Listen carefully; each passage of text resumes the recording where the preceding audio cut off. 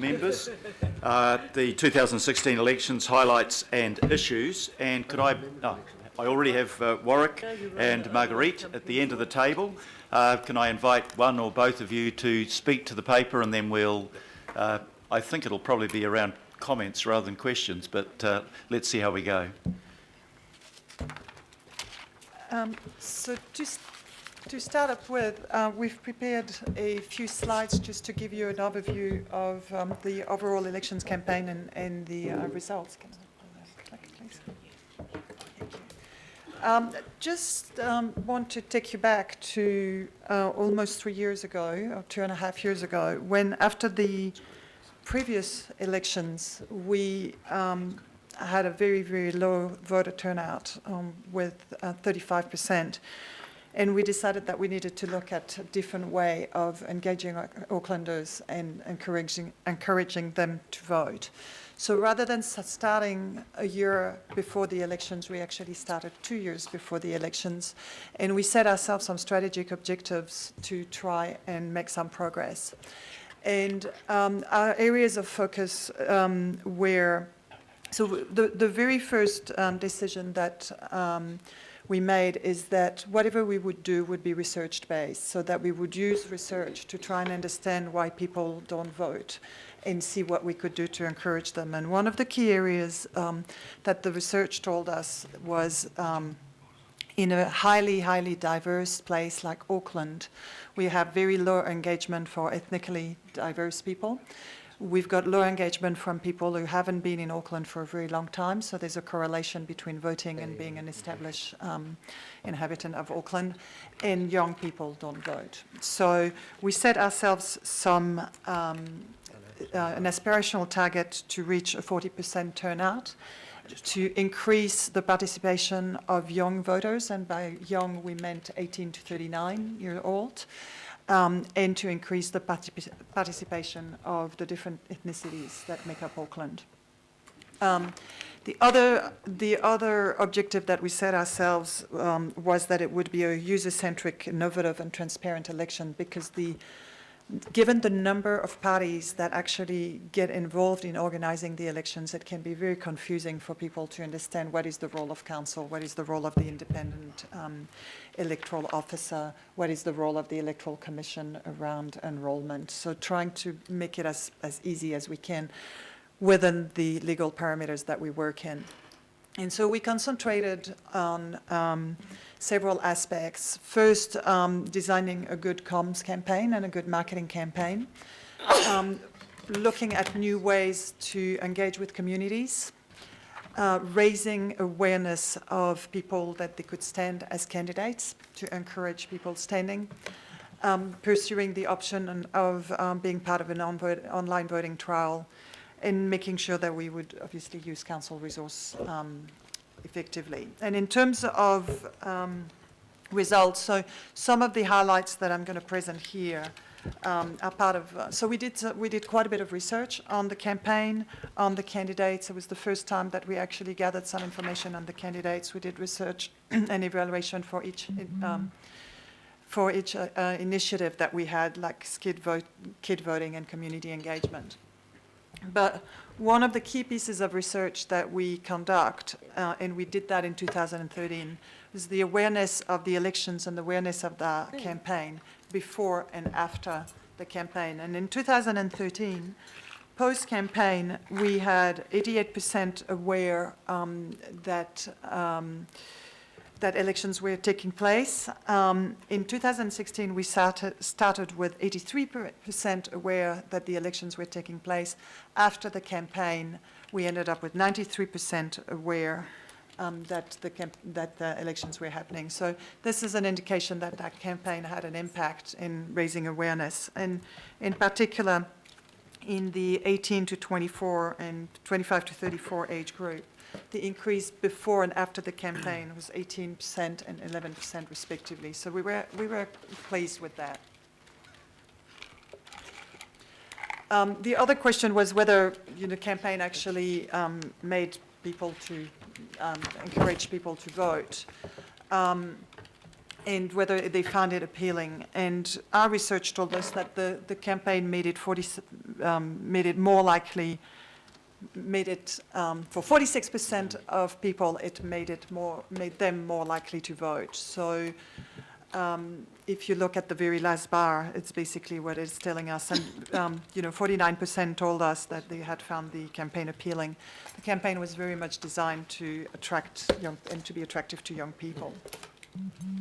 Now, the big thing is one thing to say that you intend to vote, and the other thing is actually doing it. And in these surveys, and it was exactly the same last time, when we asked people, do you know about the elections? Do you intend to vote? And did you vote? After the vote, when we asked, did you vote, 63% of people told us they voted, which is obviously not a representation of our turnout. And there's always an over sort of exaggeration here that we are aware of, but it still gives us an indication of whether the intention was turned into actual voting. And what that enables us to do is to actually ask them why they voted or why they didn't vote. So in this case here, 75% intended to vote, 63% said they voted. In terms of reaching our goals, we still have more male than females that vote, that's always been the case. We had some good results with the Indian and Chinese community in terms of their participation or their saying that they had voted of 17%. We were disappointed with the Māori response, where we actually went backwards with 50%, and we were stable with Pacific people. We're still a low voter turnout among Pacific communities. And again, what research has shown us, which is that people who have been in Auckland for a limited amount of time are less likely to vote. We had a much smaller percentage of people who voted who have been in Auckland for less than 5 years. So it's still quite hard to reach those transient people or those newcomers. Key reasons for non-voting, and you can see from the percentages on the right that there's actually not one particular reason why people don't vote, but we've grouped them in 3 main categories. The effort, I don't know enough about the candidates, and I can't work out who to vote for. The timing, didn't know it was happening, missed the deadline, and then the apathy about I'm not interested and I've got better things to do with my time. And so these are the reasons given by the 35% who told us they hadn't voted.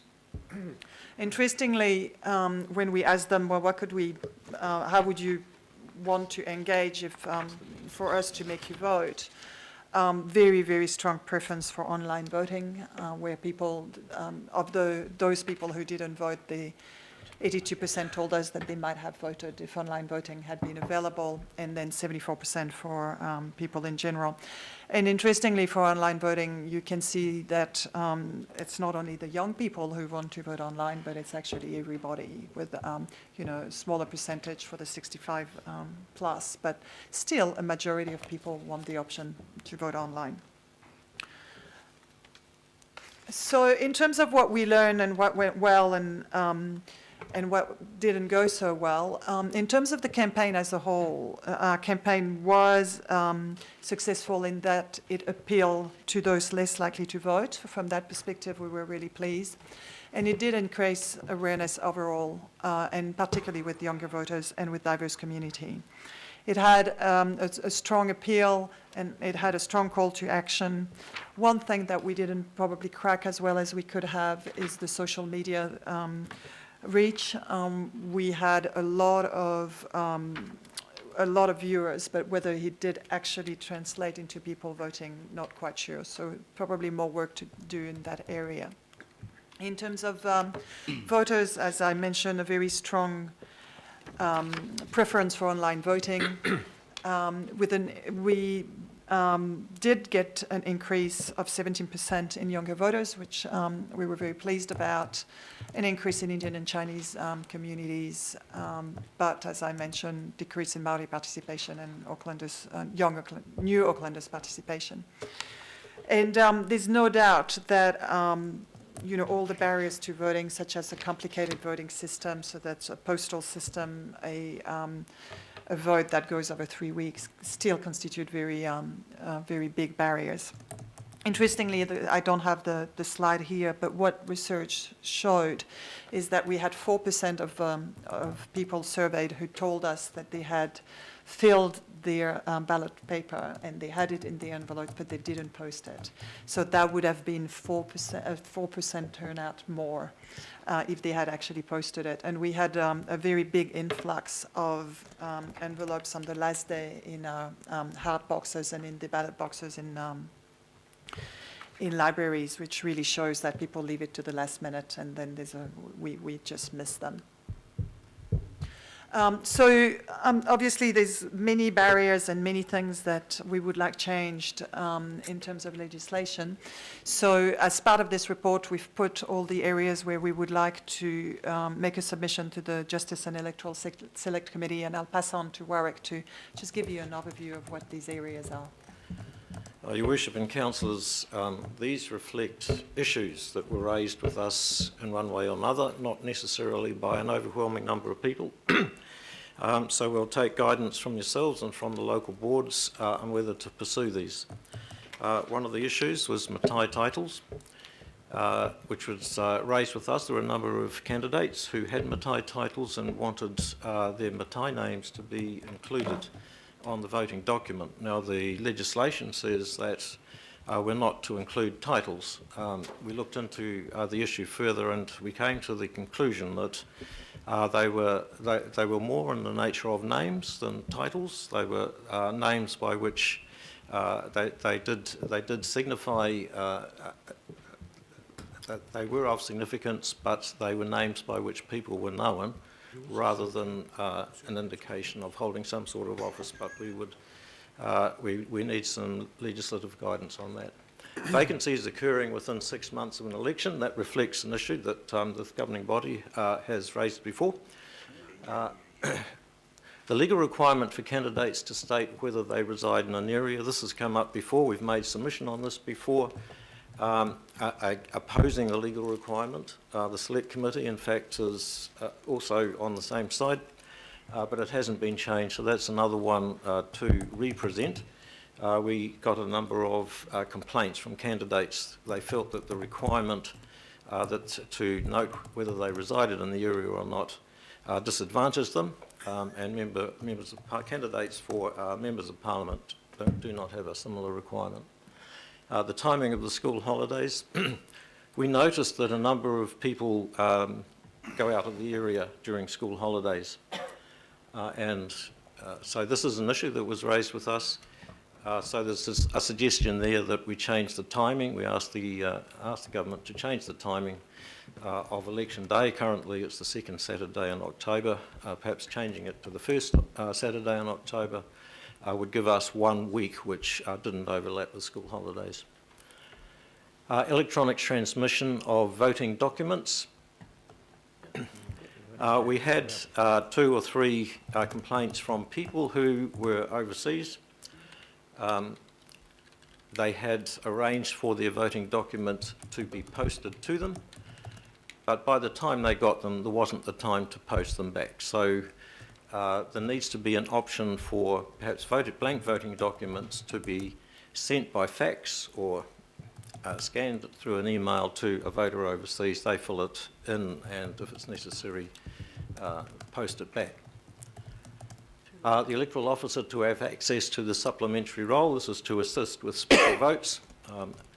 So that's a technical issue which was raised with us by the electoral officer as something which would improve processes. Access to data associated with the electoral roll.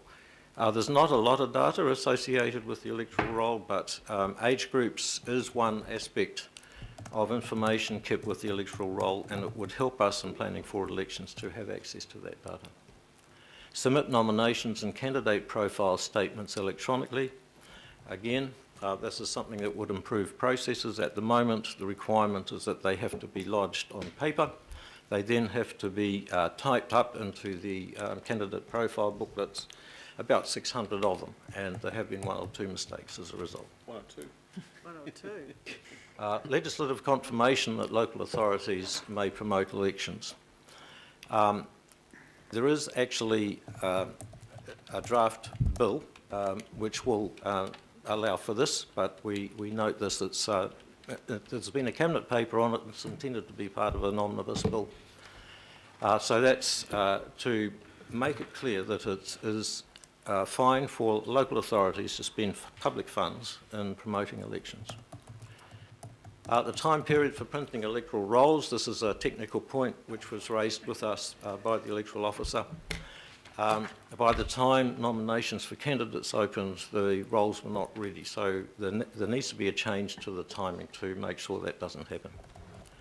Electronic access to electoral rolls for election staff.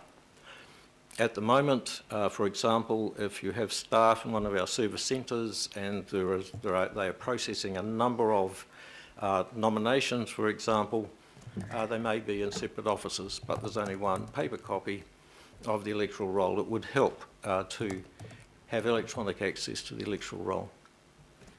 Close of voting later in the day. A number of votes are received on election day itself. So there's a thought there that by closing elections rather than at noon, close them later in the day, it would make it easier for people and we may get more votes in. Discourage inappropriate use of elections.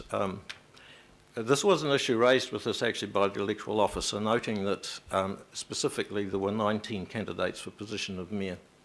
Of course, you can't stop people from putting themselves forward for election, but it was raised with us as an issue. We don't have any real suggestions as to how we might address that, but we note that in passing.